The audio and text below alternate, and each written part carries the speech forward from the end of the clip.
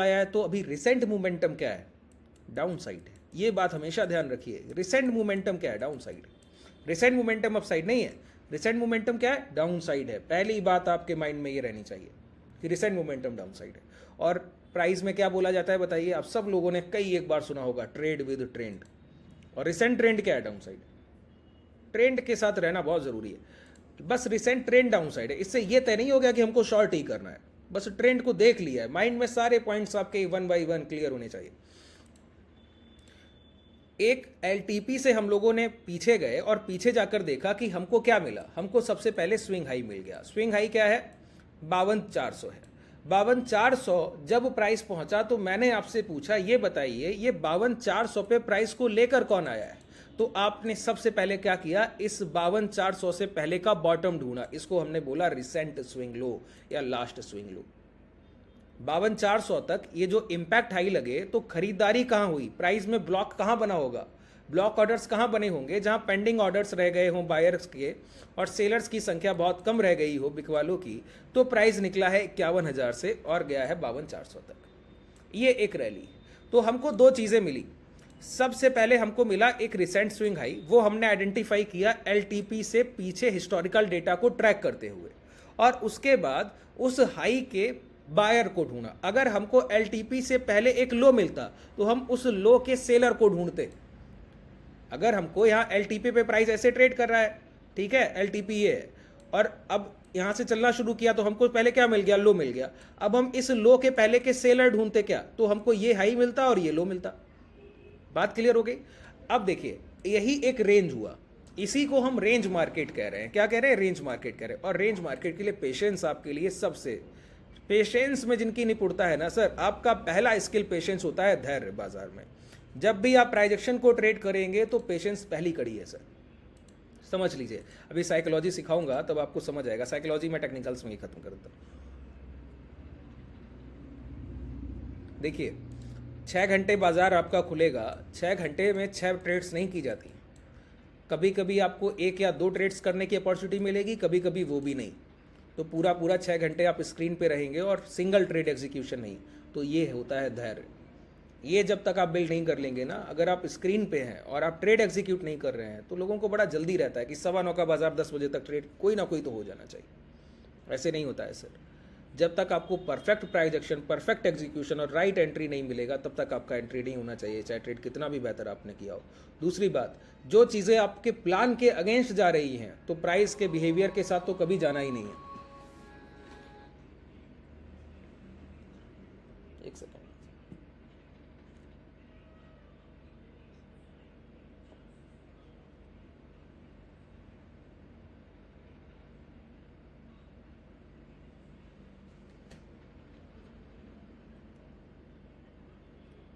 ठीक है, अब मैंने आपको यहां पर दो बातें बताई।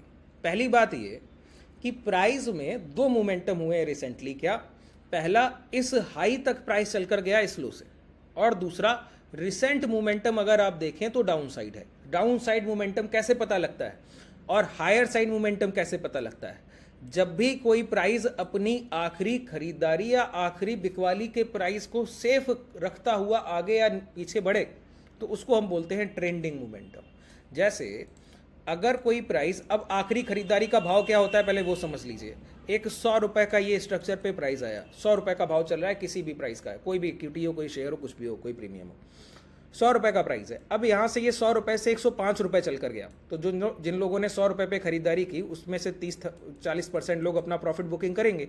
तो 100 रुपए का प्राइस 105 से गिरकर दोबारा कहाँ आ रहा है? 103। 103 से जाए और फिर ये 105 को कंफर्मेशन के साथ ब्रेक करना चाहिए। ये ट्रेंड का पहला आइडेंटिफिकेशन है कि प्राइस पिछली बार से ज्यादा चल कर जाना चाहिए या पिछली बार से ज्यादा गिर कर आना चाहिए। इसको हम ट्रेंड बोलते हैं, मोमेंटम में है प्राइस।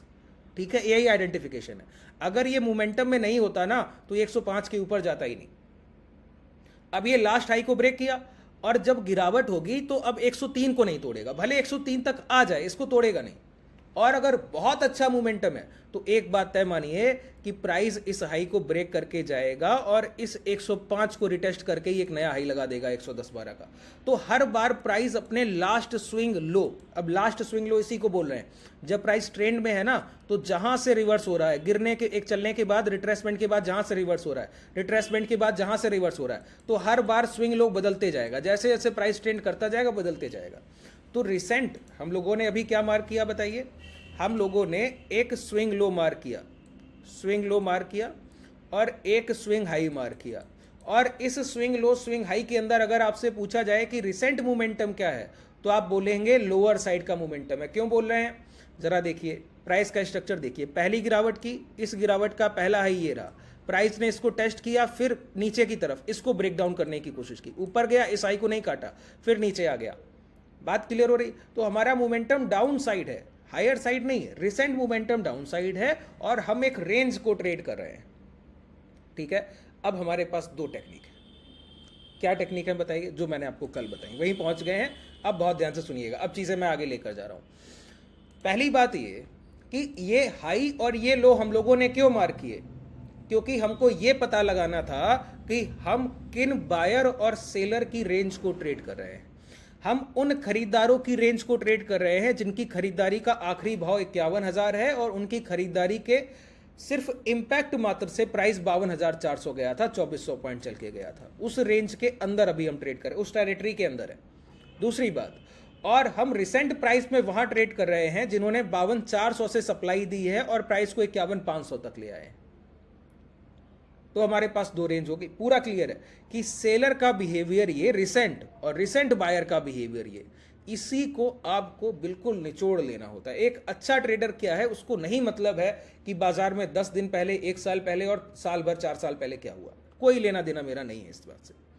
मेरा लेना देना मात्र इस बात से है कि अभी जो मार्केट में रिसेंट कैश फ्लो है उसका जो है पैटर्न क्या है, अभी खरीदारी का पैटर्न क्या है और अभी रिसेंट सेलिंग का, रिसेंट बिकवाली का पैटर्न क्या है, इससे हमारा लेना देना है। हमारा पैसा तो अभी, अगर आप इंट्राडे को कल मंडे को ट्रेड करेंगे तो मैं आपको बता दूं कि बाजार में, समझिए मैं आपको जो पॉइंट समझाना चाह रहा हूं उससे कनेक्ट हो जाइए एक बार। ठीक है, मैं आपको बोलूं कि बाजार में लगभग 1000 इंस्टीट्यूशंस हैं। ठीक है, 1000 इंस्टीट्यूशनल हैं, डीआईआई की बात करो, सिर्फ डोमेस्टिक इंस्टीट्यूशंस की बात करो, और उसमें से 850 इंस्टीट्यूशंस बाहर बैठे हैं, उनको अभी रिसेंट मार्केट में अपनी कोई पोजीशन प्लान नहीं करनी। ठीक है, और 850 के बाद 100 ऐसे इंस्टीट्यूशन हैं जो इस रेंज में नहीं एक्टिव हैं और बाकी के बचे 50 वही इस समय एक्टिव हैं। अब मैं आपको बोलूं इन 50 इंस्टीट्यूशंस का मैं आपको एक लिस्ट दे दूं, ठीक है, और फिर मैं आपको बोलूं जाइए इन 50 इंस्टीट्यूशन से जाकर पूछ कर आइए कि ये किस पैटर्न पे खरीदारी कर रहे हैं। कोई आपको बोलेगा मैं 11 बजे के बाद 7 पोजीशन बना रहा हूं, कोई इंस्टीट्यूशन बोलेगा कि 11 बजे के आसपास बाइंग करते हैं, कोई आपको बोलेगा 2 बजे के आसपास अपनी पोजीशंस क्लोजिंग के टाइम पर बनाते हैं। तो वही उनके पैटर्न है जो जिस टाइम पे खरीद रहा है। अब आपको क्या मतलब है बताइए, ये 850 में से कोई भी इंस्टीट्यूशन 15 दिन पहले खरीद कर गया, बेच कर गया, मेरे काम का नहीं रह गया। हमको तो वो मतलब है कि रिसेंट जो 50 एक्टिव हैं वो कैसे अपना बिहेवियर कर रहे हैं, अभी वो कैसे खरीदते, वो कैसे बेचते, वही हमारे लिए जरूरी है और कुछ जरूरी नहीं। वही सबसे पहला काम हमारा बाजार में होता है कि जहां हम ट्रेड कर रहे हैं उसको आइडेंटिफाई करें। तो हमने क्या आइडेंटिफाई किया, एक सेलर के बिहेवियर को पहचानने के लिए हमको इस स्विंग हाई से अभी एलटीपी तक जितना प्राइस ट्रेड किया है, इसके बीच में जितने सेटअप बने हैं उन सबको पहचान लेना है। दूसरा बात, एक स्विंग लो से लेकर इस हाई के बीच में जितना प्राइस ट्रेड किया है, जितने सेटअप बने हैं, सारे पहचान लेने हैं। अगर आपने इनको अच्छे से निचोड़ लिया, तभी मैं एक बात बोलता हूं, अभी आगे भी बताऊंगा आप लोगों को, कई लोग, सभी लोग लगभग हैं जो अच्छा काम कर रहे हैं, जो सिर्फ क्लास, सिर्फ थ्योरेटिकल नहीं करते, प्रैक्टिकल मार्केट। देखिए मेरे सिखाने का तात्पर्य इतना है कि अगर मैं आपके साथ मेहनत कर रहा हूं तो आप भी जाकर, अब मैं बोलूं, आप लोगों को पता नहीं कैसा लगे सर सुनने में, बहुत सीनियर हैं आप लोग, मुझसे बहुत बड़े हैं सर, लेकिन जब मैं इतनी मेहनत आपके साथ, कल मैंने आपका सेशन किया सर, ठीक है, कल मैंने आपको लास्ट स्विंग हाई और लास्ट स्विंग लो की मार्किंग सिखाई। कितना जेन्युइन ट्रेडर होगा सोच कर देखिए। मेरे पास मुश्किल से 15-16 लोग ऐसे होंगे जिन्होंने उसके बाद कुछ होमवर्क किया है कि चार्ट जाकर देखे, एनालाइज किया कि हाँ ये स्विंग हाई है, ये स्विंग लो है। अब आपको डाउट तो तभी आएगा ना जब आप इस क्लास के बाद जाकर अपनी खुद की सेल्फ एनालिसिस करेंगे, जाकर कुछ 10 15 20 चार्ट को रिवाइज करेंगे, जाकर देखेंगे कि हाँ ये चीज़ें बन रही हैं कि नहीं बन रही। कैसे बिलीव करेंगे मैं सही सिखा रहा हूँ कि नहीं सिखा रहा हूँ? कैसे जानिएगा जो आप ट्रेड करने जा रहे हैं वो ठीक है कि नहीं? डाउट तो तब आएगा जब आप प्रैक्टिस की शुरुआत करेंगे। सोचिए आप लोग 200 के प्लस लोग हैं और उसमें से मात्र 15-20 लोग अगर सिंसियर हैं और बाकी नहीं है, ठीक है। कोई मार्केट में दो बातें ध्यान कर लीजिए, कोई सेटअप काम नहीं करेगा, कोई भी सेटअप, आपको कोई बोले कि ये सेटअप ले लीजिए, इस पे काम नहीं, प्राइस का सेंटिमेंट काम करता है, ठीक है। वॉलेटिलिटी में आपको समझ आ जाएगा कि मार्केट को कैसे ट्रीट करना होता है, सारी चीज़ें सर। कभी कभी बाजार बहुत आसान होता है और कभी कभी बाजार बहुत टफ होता है, चाहे आपको जितना एक्सपीरियंस हो बाजार में, हमें सब के लिए एक बात है ये, ठीक है। और मैं आपको बताता हूँ कि साल के 12 महीनों में आप 4 ऋतुएं देखते हैं, 4 सीजन देखते हैं, और मार्केट के सेंटीमेंट भी हर 2 से 3 महीने में प्राइस अपना बिहेवियर चेंज कर लेता है। मोमेंटम का प्राइस जैसे मूवमेंट कर रहा होता है ना, वो व्यवहार ही चेंज हो जाता है। जब तक आप प्राइस के साथ सेटल हो पाते हैं वो अपना बिहेवियर चेंज कर लेगा, फिर 1-2 महीने में आप सेटल हो पाएंगे, फिर बिहेवियर चेंज कर लेगा। तो सेटअप पे कभी काम नहीं होगा आपका, 1-2 महीने अच्छे जाएंगे, फिर पूरा साल खराब जाना है। और अगर आप सेंटिमेंट को समझते हैं कि क्या चल रहा है, बिहेवियर को समझते हैं, तो कभी तकलीफ नहीं आनी, ठीक है। तो आपका ये काम होना चाहिए सर कि आप जाकर इस सेशन के बाद देखिए कि कहाँ valid swing high swing low लगे हुए हैं। अब बताइए, एक सिंगल डाउट मेरे पास नहीं है कि प्राइस में, अभी तो आप ये स्ट्रक्चर मैपिंग सिखा रहे हैं कि ये स्ट्रक्चर के अंदर प्राइस को कैसे ट्रेड करना है। अब प्राइस में कोई स्ट्रक्चर बना ही ना हो, हायर हाइज बन रहे हैं, बताइए प्राइस एक रेंज को ट्रेड ही नहीं कर रहा है, अब क्या करें? तो वही मैंने पॉइंट आपको सबसे पहले बोला कि अभी हम लोग एक प्राइस की रेंज के अंदर ट्रेड करना सीख रहे हैं, प्राइस की रेंज के अब क्या होगा वो नहीं देख रहे, ठीक है। वो बड़ा आसान होता है, ट्रेंडिंग मार्केट को ट्रेड करना सबसे आसान काम है, सबसे मुश्किल है एक रेंज मार्केट को ट्रेड करना। और ये अभी आप लोगों ने बना दिया सर, 16, 17, 18 तक रेंज मार्केट को ट्रेड करना सबसे आसान होता था, क्योंकि लोगों को वही आता था, जो मार्केट में चल रहा है उसी को तो ट्रेड करेंगे ना। देखिए ये है और ये लो। अब एक बात समझ आ गई कि प्राइस में क्या चल रहा है, कि ये बायर्स बिहेवियर और ये सेलर्स बिहेवियर। तो हमको 2 बातें पता करनी है कि यहाँ 51,000 से लेकर और 52,400 तक जितना प्राइस ने मोमेंटम किया है, इस मोमेंटम कौन से सेटअप से प्राइस ने मोमेंटम दिया। तो सबसे पहले हम लोग इंट्राडे ट्रेडर है ना, आप लोग इंट्राडे ट्रेड्स करते हैं, तो हमारी मार्किंग तो बड़े टाइम फ्रेम पर हो गई। हमने क्या किया, 45 मिनट के टाइम फ्रेम पर मार्किंग कर ली, ठीक है। और कर ली कौन से, लाइन चार्ट पर, क्योंकि आपके लिए लाइन चार्ट पर मार्किंग आसान हो जाएगी। ऐसे में आपसे कैंडल स्टिक में, जो लोग पुराने जिनको समय हो गया चार्ट देखे उनके लिए कोई दिक्कत नहीं, लेकिन जो लोग बिल्कुल नए हैं वो तो नहीं समझ पाएंगे कि ये स्विंग हाई है कि ये स्विंग लो है, पहचान ही नहीं पाइएगा, ठीक है। अब जो बात मैं आपको बोल रहा था कि लाइन चार्ट और कैंडल स्टिक चार्ट में डिफरेंस क्या है, मैंने आपको बोला कि लाइन चार्ट सिर्फ क्लोजिंग को मेंशन करेगा, ना कि आपकी हाई या लो को मेंशन करेगा। जैसे यहां पर हम लोगों ने ये मार्क किया था प्राइस, और प्राइस गिरकर कहां तक आया, 50,865 तक, है ना।